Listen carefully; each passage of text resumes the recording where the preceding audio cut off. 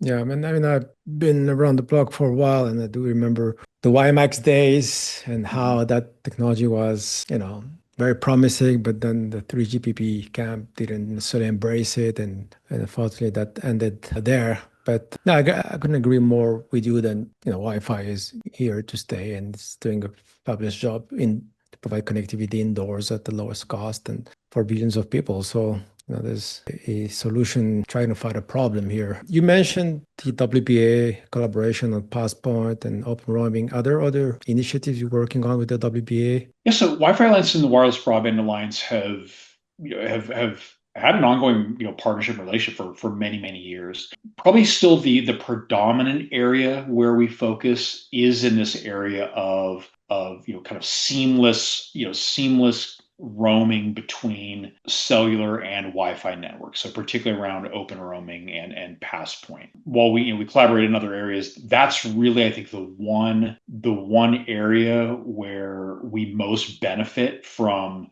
the expertise of the other organization and from the reach of each organization and kind of who they represent within the ecosystem. Even though both those technologies have been around for some time, we continue to evolve them. So, typically the way we would collaborate is Wireless Broadband Alliance might be identifying, some particular use cases or, maybe challenges that service providers are seeing in the adoption of Passpoint Open Roaming. And through those discussions, we're able to determine, okay, well, where do we need to extend the technology?